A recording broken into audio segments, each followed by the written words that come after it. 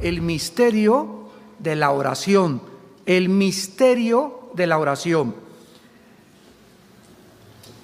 Si nosotros pudiésemos en este momento escoger cuál es el ejercicio espiritual más importante, más profundo, más misterioso, más mal comprendido y el más poderoso de la vida de un hijo y de una hija de Dios, podríamos de una forma inequívoca e indubitable contestar: la oración. No existe nada más común entre los seres humanos, ni tampoco una actividad humana universal y sin embargo más misteriosa al mismo tiempo y más mal comprendida que la oración. Quiero decirles que en esta serie nos vamos a sumergir profundamente, pero profundamente en la Biblia. Y si tú tal vez no tengas un nivel de madurez muy grande como cristiano y eres cristiano nuevo, te recomiendo que oigas estas conferencias dentro de 3 o 4 años otra vez. Y te van a bendecir y las vas a ir comprendiendo a través de tu vida cristiana. O sea que vamos a compartir un alimento bastante grueso, como dicen los jóvenes, bastante carnoso, bastante profundo, donde va a requerir que vengamos aquí los jueves o cuando tengamos este estudio bien orados. Padre, te pido antes de venir a este estudio que abras mi corazón, que no haya en este momento nada que me perturbe en mis pensamientos, mi lavadora que está descomponiendo, el niño que está ya llorando, el problema con mi acreedor, etcétera, etcétera. Despojémonos de todo peso y de pecado y preocupación y afán y abramos nuestro espíritu a la palabra de Dios, porque cuando la palabra de Dios entra a nuestro espíritu, nos capacita para que cuando salgas de aquí puedas enfrentar con sabiduría la vida. Desde el inicio del registro de la historia, la expresión religiosa de la oración ha sido encontrada en todas las culturas, en todas las civilizaciones y en todas las eras. Todas las tribus primitivas alrededor del mundo, hasta las más complejas civilizaciones, han sido conocidas por practicar este antiguo arte que se llama la oración hacia algún dios o hacia alguna deidad. Los psicólogos, los antropólogos, los sociólogos, los científicos han estudiado a través de toda la historia los efectos de la oración en el desarrollo humano, en la psique humana y en la sociedad humana. ¿Por qué oran los seres humanos desde que la historia tiene registro de la humanidad? Millones de personas alrededor del mundo todos los días participan en sus diferentes religiones de este ritual, cada día en diferente lenguaje, dialecto y culturas. ¿Por qué todas las personas de todas las religiones oran? Inclusive el Dalai Lama, que profesa una religión atea, siempre está haciendo lo que en el Antiguo Testamento se hacía al orar: juntar las dos manos y al hacer esto, implicar con esto la unión de nosotros con Dios, cuando Él mismo dice que Dios no existe. ¿Por qué oran los seres humanos? Todas las principales religiones le requieren a sus seguidores que de una u otra manera se dediquen a la oración. ¿Por qué? Porque el espíritu humano, de acuerdo a la Biblia, está impregnado con un deseo natural, inconsciente, de buscar comunicarse con alguien, de ser escuchado por alguien. En otras palabras, decir: hay alguien ahí, hay alguien que me escucha, pero es algo que está dentro de los seres humanos. ¿Nunca has visto a Chita que haga: hay alguien ahí? O reuniones de conejos que tengan actividades rituales o liturgias religiosas.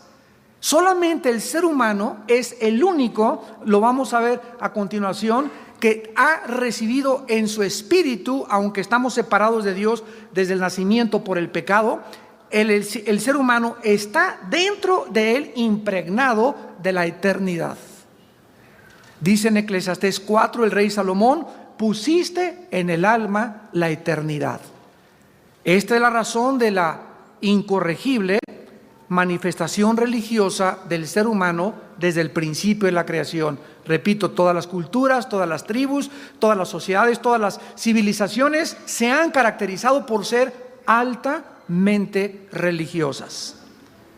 ¿Existe un misterio en la oración que el ser humano aún no ha comprendido? Así es.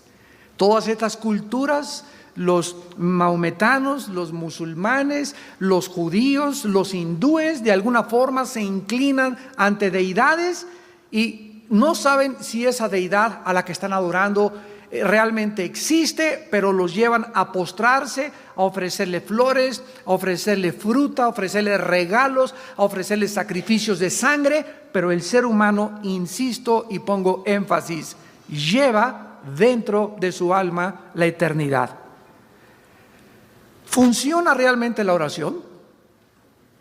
¿Son todas las oraciones contestadas? ¿Existe alguien que realmente nos esté escuchando? ¿Sabe el ser humano quién lo está escuchando y por qué lo está escuchando? ¿Puede la oración cambiar las circunstancias? Pero la verdadera pregunta para los cristianos no son las que acabamos de mencionar. Si es válida o no es válida la oración. Nosotros los cristianos ya sabemos que sí se contesta y que sí es válida, sino que debemos de preguntarnos nosotros los cristianos si nosotros hemos comprendido el poder de la oración y cómo funciona la oración. Porque si tú después de esta serie o a través de estas conferencias llegas a asimilar y eres lo suficientemente sensible para entender la naturaleza, el poder de la oración, te lo aseguro que va a transformar tu vida para siempre. Porque cuando comiences hoy mismo a llegar a tu casa y comenzar a practicar este bendito hábito y comiences a descubrir que verdaderamente todo lo que sucede en el mundo, y si hay alguna circunstancia que cambiar en tu matrimonio, con tus hijos, en tu trabajo, es nada más a través de la oración, vas a comenzar a vivir de rodillas. Y vas a comenzar a transformar tus oraciones de Jesucito mío, tu estampita la sacas y vas a comenzar a entrar a una nueva dimensión donde vas a descubrir que la oración es una conversación con un amigo. Dios es nuestro amigo, como lo vamos a ver, es nuestro Dios, nuestro Señor, pero Cristo les dijo a sus discípulos, ya no los llamaré siervos, los llamaré amigos. Abraham fue llamado el amigo de Dios. Enoc, que es el único hombre en el Antiguo Testamento junto con Elías que fueron raptados en vida, se le llamó el amigo de Dios porque caminaba con Dios.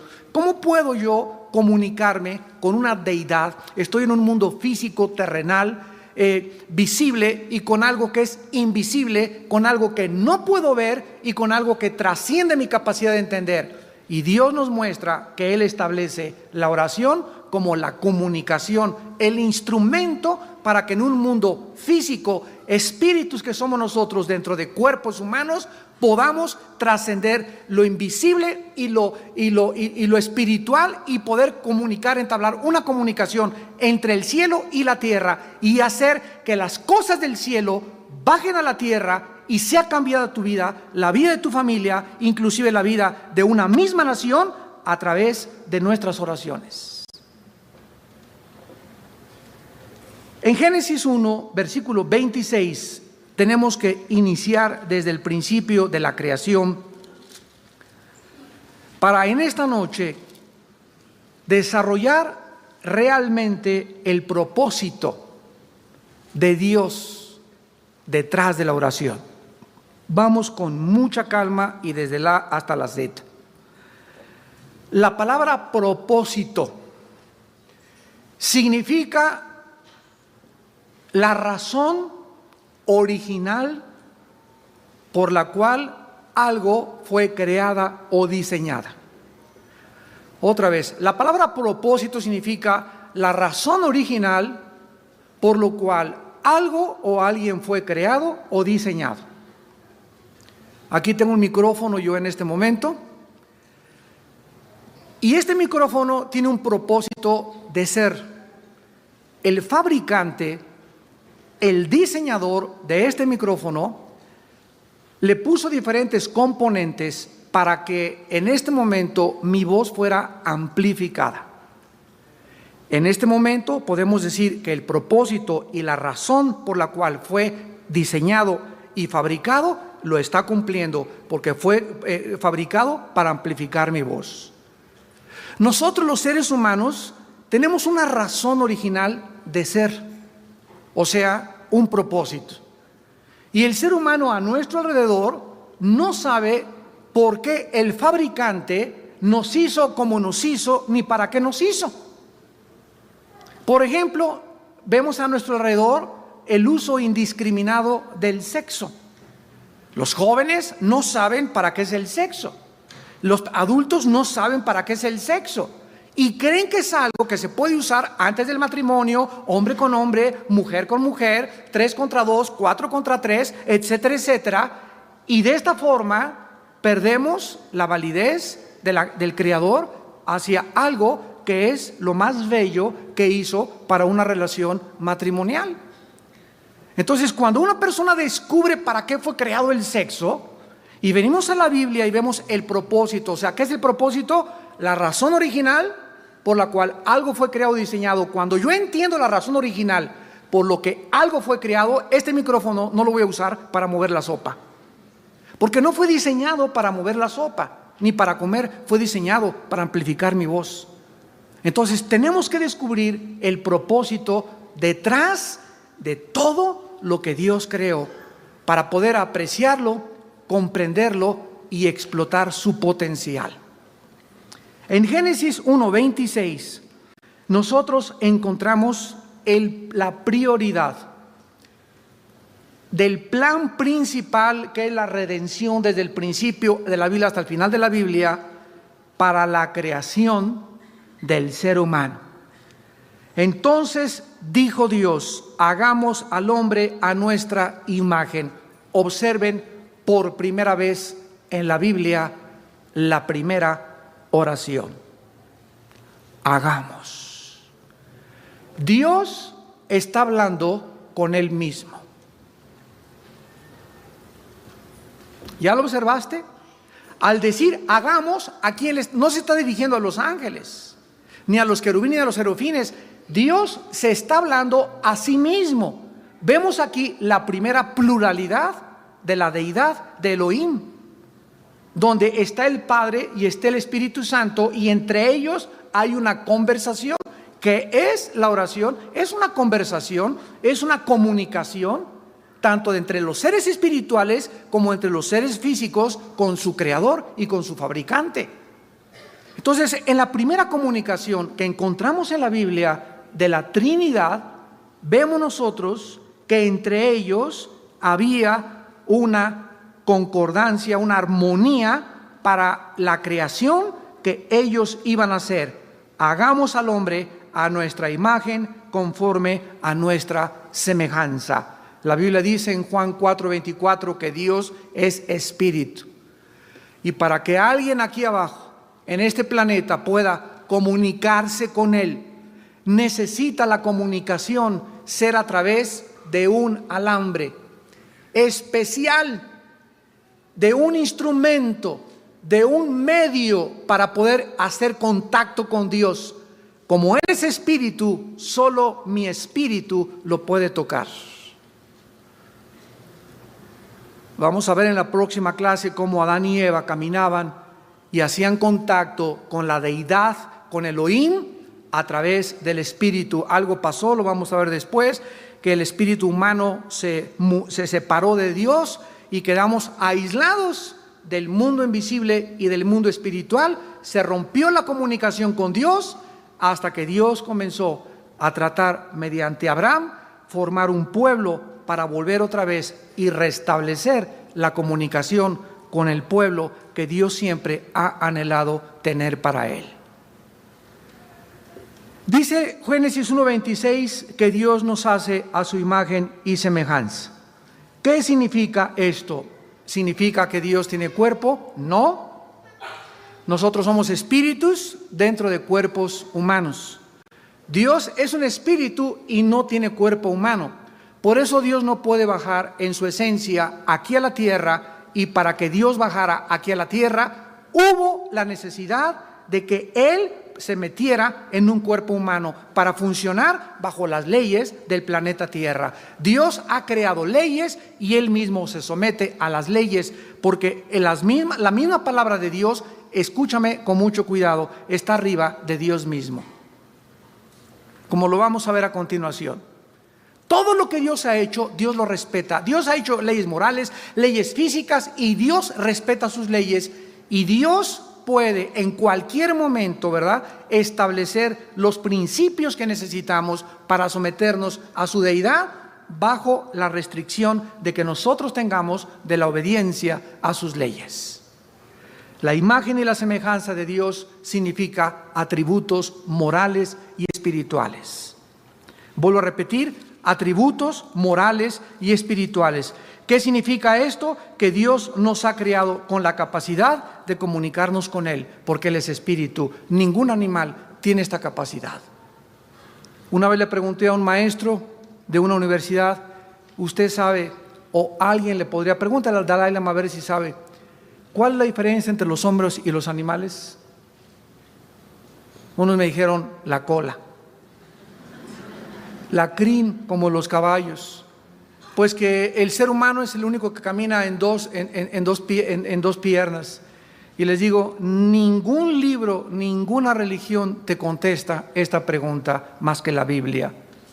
Porque el fabricante es el único que sabe la diferencia entre nosotros y los animales.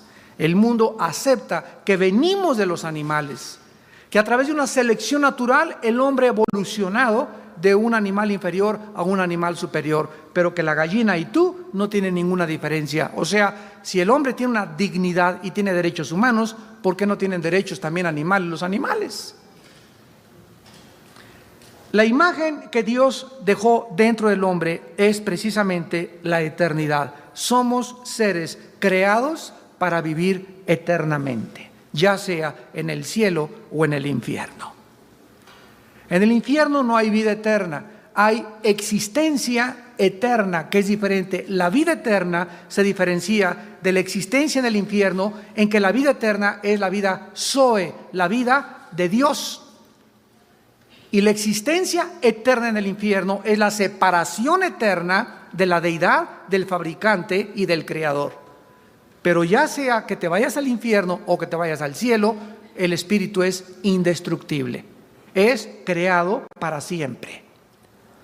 Ahora noten ustedes lo que nos atañe en esta noche, que inmediatamente que Dios decide en comunión, en su plan con el Hijo y con el Espíritu Santo, hacer una criatura que tuviera la imagen, la marca impregnada de la eternidad y un espíritu, entonces Dios le da por primera vez a esta criatura llamada el ser humano, que el ser humano gobierne este planeta. Y señoree, que es la palabra radá en el hebreo, que significa gobernar o ejercer dominio, en los peces del mar, en las aves de los cielos, en las bestias, en toda la tierra y en todo animal que se arrastra sobre la tierra. Estas palabras son tan importantes para comprender el principio de la oración, porque estas palabras nos definen la relación de Dios en su intento y en su deseo con el ser humano en este planeta. Con estas palabras, el Creador estaba definiendo los límites de sus derechos para influenciar legalmente e interferir en la dimensión terrestre. O sea que, para que me entiendan, cuando Dios dice, vamos a crear a un ser humano, a una criatura, para que esta criatura sea el gobernante de este planeta, no los ángeles, no los querubines, no tú, Satanás, nadie puede meterse con este lugar que le ha asignado al ser humano, porque Él es el que está señalado por mí y creado por mí para gobernar y administrar este planeta.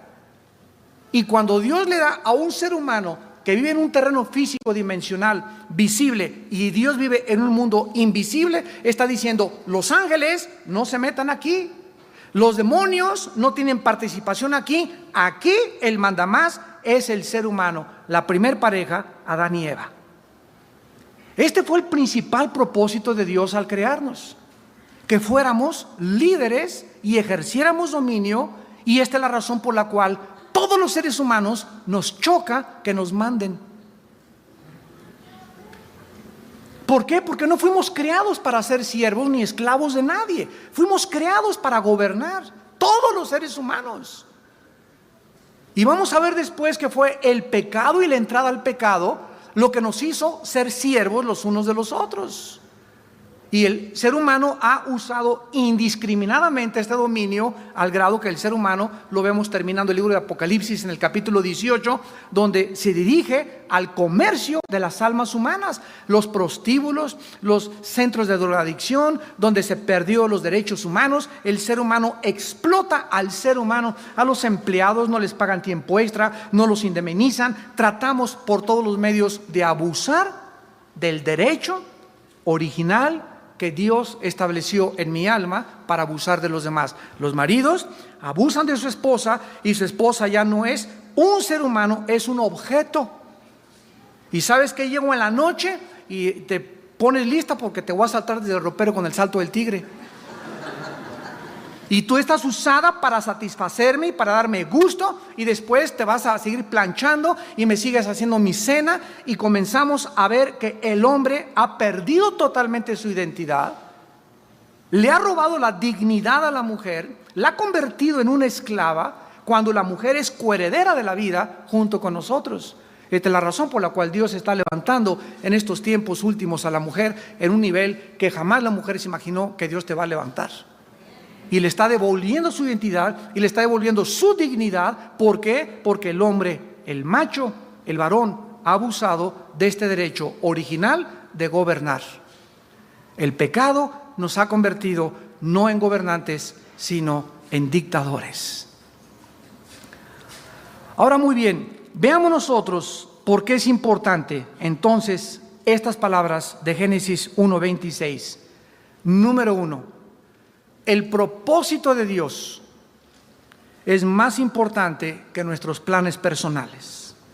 Que esto durante toda tu vida lo recuerdes. La razón original por la cual Dios me creó es más importante que mis planes de ser rico, de ser artista, de ser ingeniero, de ser arquitecto, de llegar a destacar, de salir siempre en la foto, de ser famoso, de que me dé reconocimiento. Yo tengo que entender, Señor, ¿cuál es tu plan original para mi vida?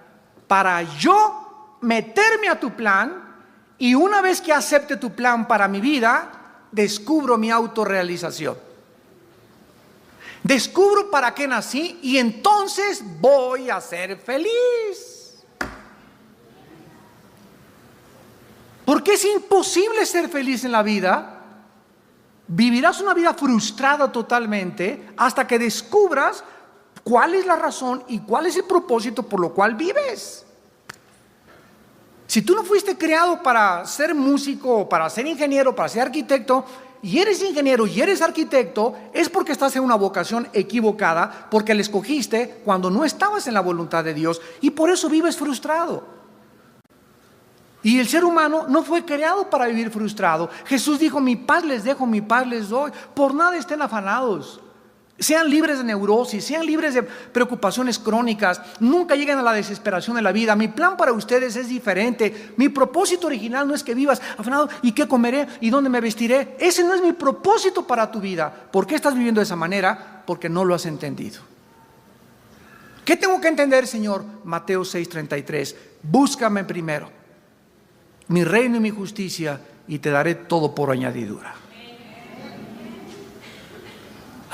Hasta que somos cristianos y venimos a la Biblia y se nos abre el entendimiento mediante el maestro que tenemos dentro, que es el Espíritu Santo, comenzamos a entender para qué servimos. Las mujeres comienzan a entender que sus cuerpos no son para cualquier pelagato roto quinto patiero, que tienen una dignidad, que son joyas, que son diamantes, que son rubíes. Y quítame tus manos, no me manosees, porque el único que me va a poner las manos va a ser el día que me case mi esposo. ¿Por qué? Porque recobró su dignidad, descubrió su identidad. No es un objeto para que la manoseen 15 antes de casarse. Y la mujer comienza a levantarse y no me importa que esté casada con alguien que me diga que no sirve para nada y que su mamá es mejor que yo. No importa lo que mi esposo me diga, una mujer que ha recobrado su identidad lo dice. Yo sé que soy hija de Dios y que soy superior, y aunque este tumor me esté atormentando, nadie me va a hacérmelo creer, ni lo voy a recibir. Lo rechazo en el nombre de Jesús, porque soy hija del Altísimo y soy más que vencedora.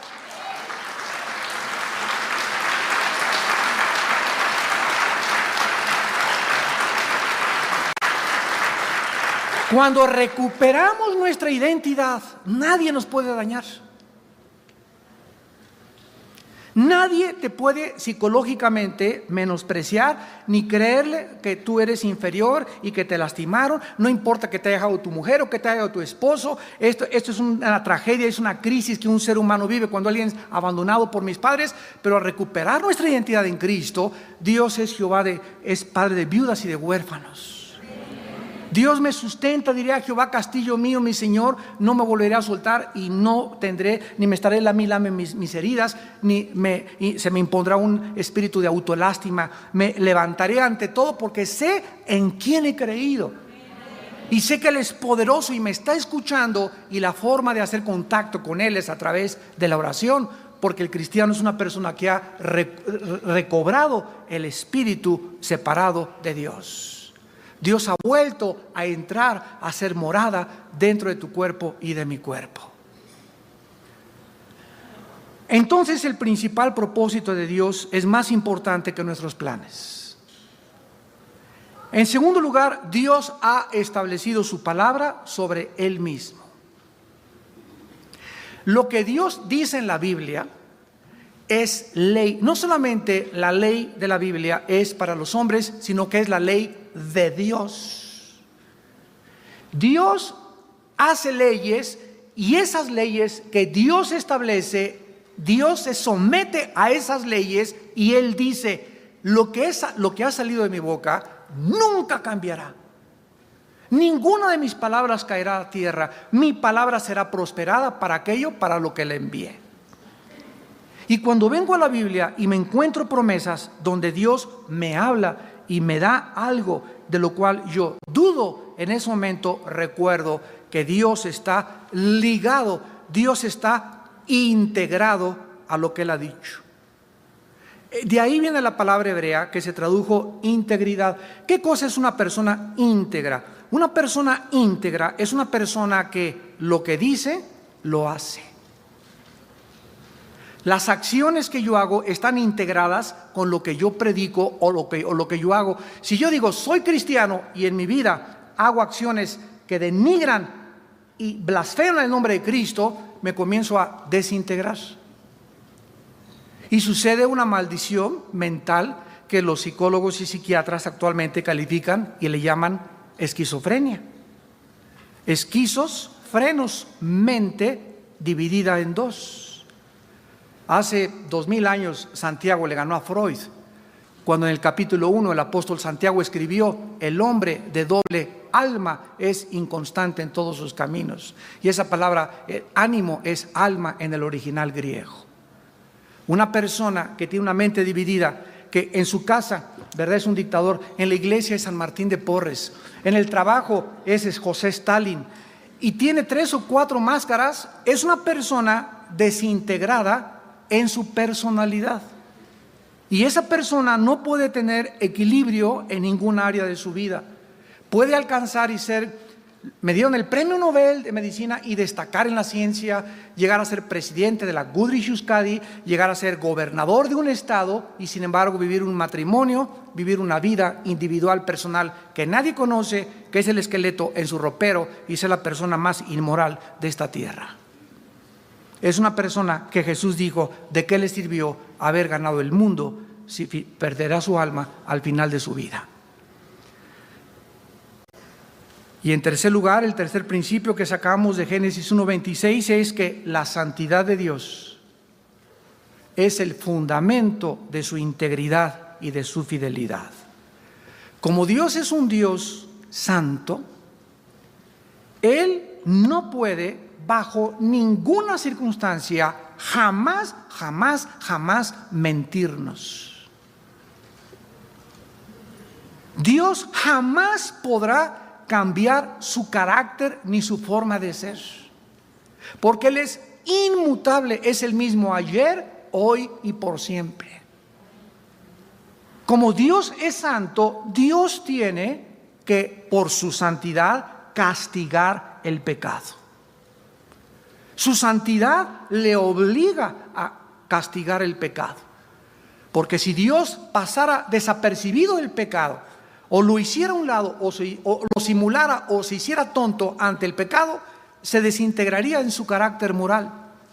Y la Biblia dice, Dios, grande en la misericordia, lento para la ira, pero que de ninguna manera tendrá al culpable por inocente.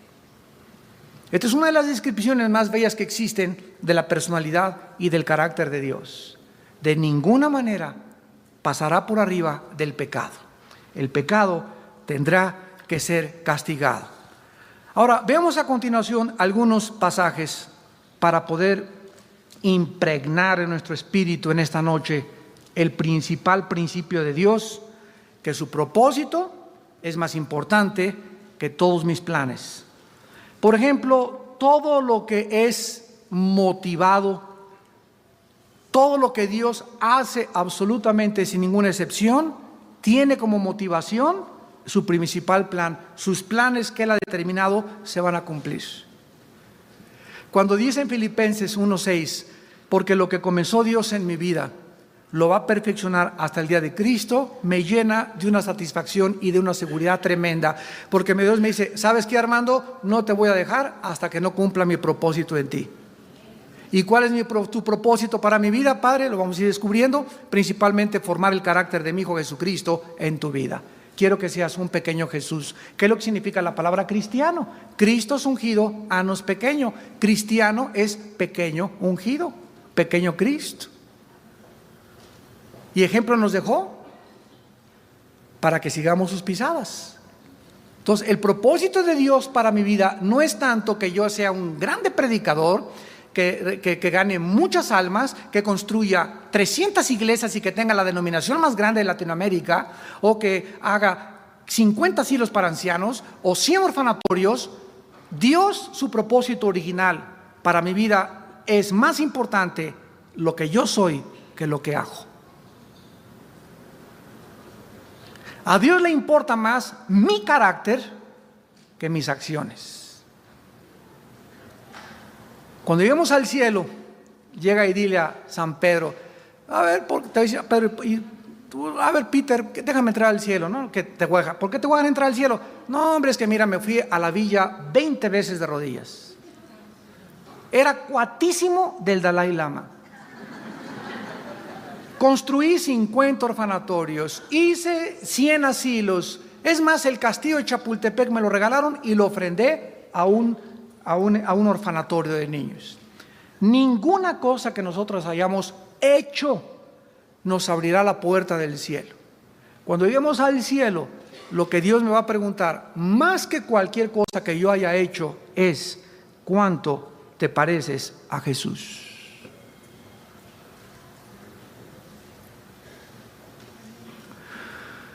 ¿Cuánto del carácter de mi Hijo pudiste absorber, asimilar en tu vida? ¿Cuánta mansedumbre, cuánta humildad, cuánta pureza, cuánta santidad?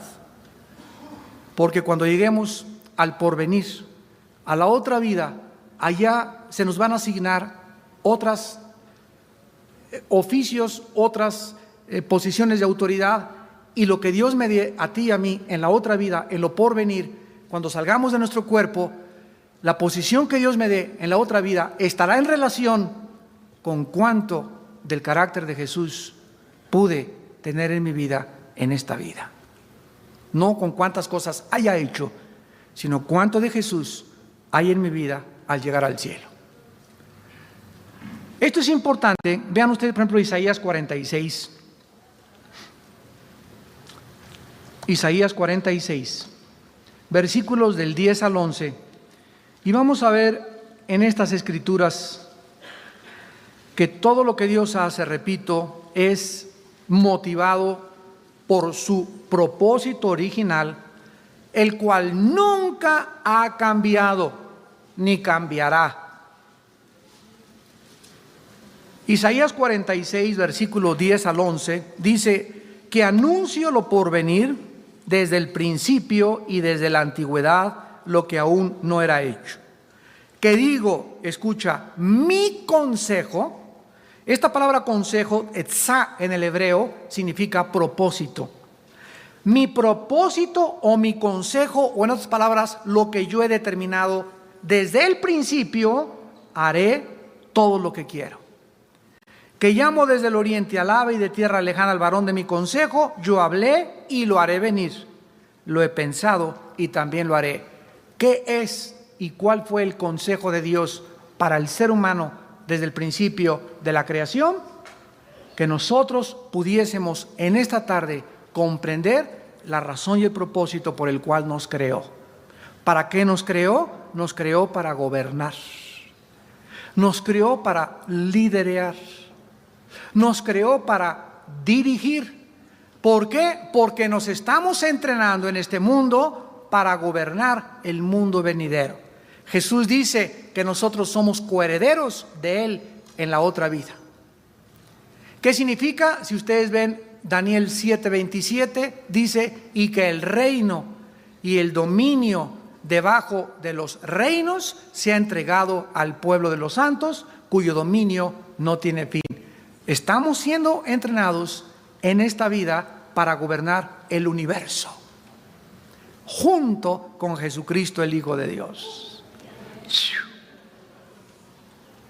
Los mismos ángeles no tienen esta asignatura, ni jamás se les concedió esta prerrogativa. Ninguna criatura que Dios ha creado en el universo, de acuerdo a la Biblia, está siendo preparada para gobernar. Por eso dice Pablo, ¿verdad? Yo sé en quién he creído y sé que me está esperando la corona de gloria, y no solamente a mí, sino a todos los que aman su venida. Dice en 1 Corintios 6, del 2 al 4, ¿que no sabéis que hemos de juzgar a los ángeles? ¿Que no sabéis que vamos a ser gobernantes en la otra vida y que por eso se desprecia todas las cosas que este mundo nos ofrece? El diablo le dijo a Cristo, te ofrezco Hollywood, te ofrezco 50 mujeres, te ofrezco las glorias, dinero, poder y todo. Y Jesús le dijo, a tu Señor no vas a tentar, porque solamente a Dios lo puedes amar y respetar, y a Él solo lo puedes adorar. Por el gozo, dice Hebreos 12, puesto delante de Él, porque Jesús no tenía los ojos en nada de lo que esta vida le podía ofrecer. Le ofrecieron hacerlo rey, le dijeron que podía ser rey en Jerusalén, que Él los liberara del yugo romano. Jesús despreció la gloria de este mundo por el gozo puesto detrás de la cruz, porque sabía que después de la cruz viene la corona, y si nosotros vamos a reinar con Él, antes tenemos que sufrir con Él, para que seamos tenidos por dignos de las cosas que en el reino venidero se nos van a entregar. En Isaías 55, ojalá que estén aprendiendo algo. En Isaías 55, 11 y 12 vemos su propósito, su consejo relacionado con su palabra. Porque como desciende de los cielos la lluvia y la nieve, y no vuelve allá, sino que riega la tierra y la hace germinar y producir y da semilla al que siembra y pan al que come, así será mi palabra que sale de mi boca. O sea, todo lo que esté en la Biblia no volverá vacío, sino que hará lo que yo quiero y será prosperada en aquello para que le envíe. Vemos la inmutabilidad del consejo y de la sabiduría de Dios. Se compara con la lluvia a la Biblia. La lluvia cae del cielo y hay una razón original, hay un propósito, todo tiene un propósito, regresamos, para que haya lluvia, para que haya nieve, para que haya estaciones del año, para que yo haya nacido. y lo maravilloso es encontrar este propósito en la Biblia, porque es el único libro que nos dice el propósito y la razón de todo lo que existe. La lluvia es y fue creada por Dios para que cayera, y esta tierra está relacionada para que se moje. Y en cuanto se moje, la tierra necesita la planta y la flor o los árboles, el contacto de la tierra, la humedad, el oxígeno, nitrógeno, carbono, los gases y los elementos químicos de la tierra junto con los del agua para poder crecer y dar una flor y producir lo que Dios ha querido producir. Y así es la palabra de Dios. La palabra de Dios, cuando yo vengo diario a la Biblia, ustedes que le están escuchando ahorita, o vas en el carro y estás escuchando cassettes en el tráfico, dichosos los cristianos que están escuchando la palabra de Dios, no vuelva así. A lo que entra a tus oídos, entra, y sin que te des cuenta, te está regando la semilla. Aquí adentro hay una semilla, que es la palabra que fue sembrada y la que nos hizo renacer. Y está siendo regada. Ahorita, ¿qué estoy haciendo yo? Estoy regando la semilla de sus corazones, pero con un chubasco tremendo. No nada más así con agua bendita, ¿verdad? Sino verdaderamente con un chubasco en la palabra de Dios. ¿Y qué dice? Que esta palabra que está entrando a tu vida, dice la Biblia, que Dios tiene un propósito, dice, hará lo que yo quiero dentro de ti. ¿Y cuál es la condición? Que la recibas. Que no te entre por acá y te salga por allá. Porque dice, porque será prosperada en aquello para que le envíe. Esta palabra dentro de mí, si en esta noche y cuando oigo la palabra y soy expuesto a la palabra, no importa el predicador que sea, abro mi corazón y la palabra entra a mi vida, dentro de mi vida comienza a fortalecer mi espíritu, a sanar mi mente, a darme un concepto y una percepción y un discernimiento más amplio de la vida, del universo. Inmediatamente veo un peloncito que anda por ahí, ¿verdad? Que dice que es líder religioso, y inmediatamente mi espíritu me dice, ¿verdad? Es un falso profeta. Yo oigo esta filosofía y no es cierto. Y aunque la gente vaya y todos se arremolinen ahí, yo sé, ¿verdad?, que no han sido nunca los muchos los que han cambiado las cosas, sino los pocos. Nunca la mayoría ha demostrado en la historia estar en lo correcto. Y si el mundo entero, como dice Cristo, ancha y espaciosa es la puerta que conduce a la perdición, y la mayoría van por ella. Y la tendencia del ser humano es que si son muchos, me voy con el rebaño, me voy con la manada. Y Dios nos mandó a quedarnos solos. Y tú tienes que comenzar a considerar pagar este precio. Vean también en Proverbios 19, versículo 21, Proverbios 19, 21, la misma verdad. Muchos pensamientos hay en el corazón del hombre, mas el consejo de Jehová permanecerá. Mas el propósito, etzá, otra vez en el hebreo, la palabra etzá, el consejo, el propósito de Dios permanecerá. ¿En qué nos ayuda esto? Yo puedo tener muchos planes. Padre, pues yo me quisiera ir a Veracruz, me quisiera casar con Juanita, la del 8, y quisiera hacer esto, etcétera, etcétera. Esos son mis pensamientos, y no es malo, ¿verdad?, tener pensamientos. Pero en ese momento, como ya recobré mi identidad, volteo hacia atrás y le digo, Padre, esos son mis planes.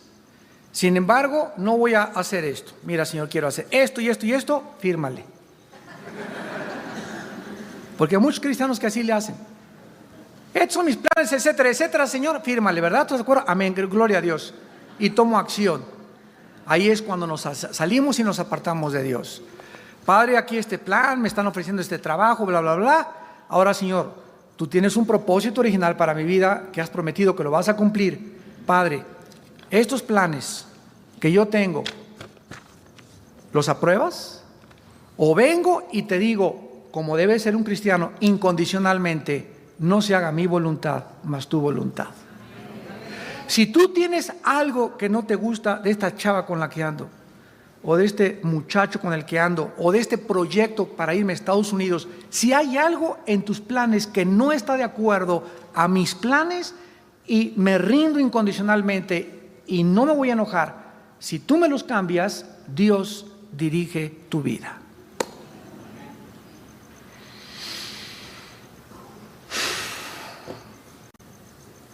Él no puede dirigir a un rebelde. Y si te aferras a tus planes y te quieres casar con ese y con esa y hacer esto, Dios te deja. Porque la voluntad de Dios es permisiva y es directiva. Dios permite que te hayas casado como te casaste, que hayas abierto el negocio que abriste, que te hayas ido donde te fuiste, porque te encaprichaste. Y no le diste oportunidad, ni le dijiste, Padre, quítame esta persona de mi vida o este negocio si no está dentro de tus planes. Porque cuando no hacemos eso y no consultamos a Elohim, comenzamos a verdaderamente convertirnos en dioses y a determinar lo que yo voy a hacer. Lo dice Santiago capítulo 4. Ay de ustedes que dicen, mañana voy a ir a traficar y me voy de viaje, cuando deberían de decir, si el Señor lo permite, lo haré. ¿Se dan cuenta de la diferencia entre una persona sometida al Eterno y una persona voluntariosa y caprichosa? Y esta es la razón por la cual en Efesios 1:11 el apóstol Pablo nos dice la misma verdad. Efesios 1:11. En él, asimismo, tuvimos herencia, habiendo sido predestinados conforme al propósito, otra vez. Fuimos predestinados conforme al propósito del que hace todas las cosas, según el designio de su voluntad. Dios tiene un propósito, una razón original, y tiene planes para mi vida, tiene planes para mi matrimonio, tiene planes para mis hijos. Mi responsabilidad es descubrir cuáles son esos planes para mi vida. Y terminamos en Hebreos 6, versículo 17. Hebreos 6:17. Por lo cual, queriendo Dios mostrar más abundantemente a los herederos de la promesa la inmutabilidad